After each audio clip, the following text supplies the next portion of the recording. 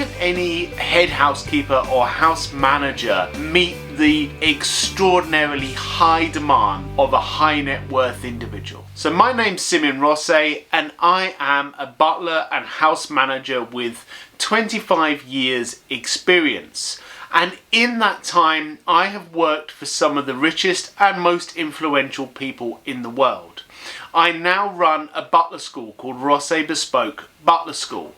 And I'm going to tell you the secrets of the trade here on my YouTube channel. This was basically the excellent question that was put to me by one of the viewers. What advice would you have for a housekeeper that has been offered a job for an ultra high net worth individual and they want a 6-star cleaning standard, everything spotless at all times? Now this is the kind of scenario that I've heard many times. To help that viewer, I have broken down 5 key elements that are really going to help them excel and be able to achieve that 6-star cleaning that their client is requiring. Number 1 is master a systematic approach.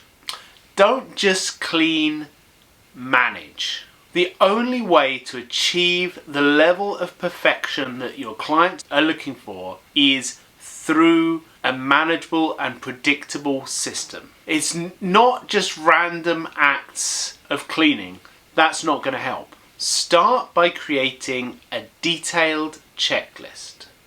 Go through every room, every item, every single surface. I know this sounds like a lot, and it is, but you need to write down the frequency that they need to be cleaned. Is it daily, weekly, monthly, quarterly, yearly? I mean, off the top of my head, I can't think of anything that only needs to be cleaned once a year, but think of how frequently it needs to be done. What this does is it helps you ensure that nothing is missed. And you can do the same whether it's just you yourself doing the cleaning or whether you have a large team of staff. It's also equally useful for a housekeeper in a private home or a housekeeper working in a hotel or resort. Tip number 2 is prioritize attention to detail. When we're given a huge job, when someone says to you, here's my 12-bedroom mansion and I need it to be spotless, what tends to happen is people immediately jump into a really scattergun approach. They're just desperately trying to clean it. Say, oh, I've seen some dirt here, I've seen some dirt here, and that's not going to work. You need to methodically plan and execute. If you've got a team working for you, make sure that you give them an extremely detailed brief every single morning. Don't just send them off and say, you know what to do, or carry on with what we normally do. Because quite frankly, if they don't do it, then that's on you. You need to give them specific and accurate instructions. And even if you're working on your own, you need to give yourself specific and accurate instructions. You have X amount of time to accomplish a task, then you'll move on to the second task. And you'll make sure that that amount of time is the amount of time that it should take. If you're doing it quicker, or if your team are doing it quicker than you think it should take, now that's actually a red flag. That's not necessarily a good thing.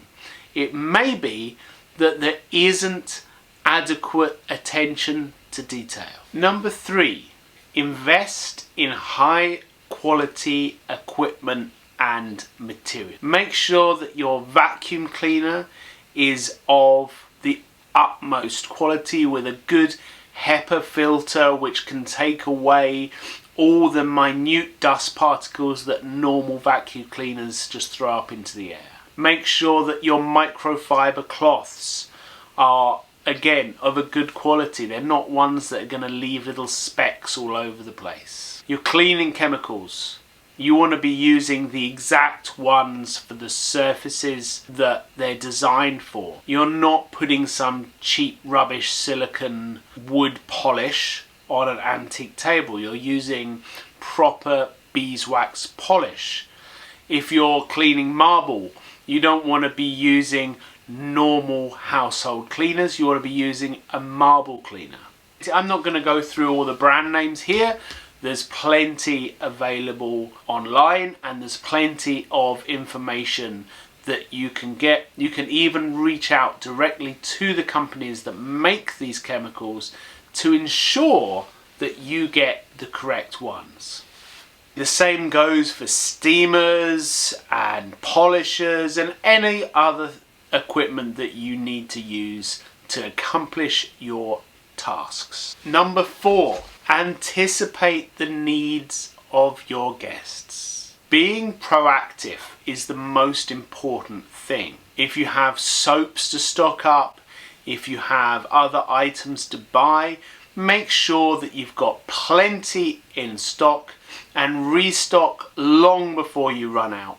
You do not want to be in a situation where your principal's favourite hand cream or toothpaste or anything else has run out and they're coming to you saying, why have you let this run out? Make sure you have a detailed inventory and you keep the stock well stocked. Also make sure you FIFO, first in, first out. You don't want to be throwing away loads of stuff which has gone out of date. Okay, so number 5 is one that people often don't think of, but it's incredibly important, and that's build a network. There are lots of very specialist tasks that you need experts to do. It doesn't matter how good you are, there will be tasks that require an external contractor. Whether that's chandelier cleaning, window cleaning, or fine art care, whatever it is, you may well need to use someone to help you.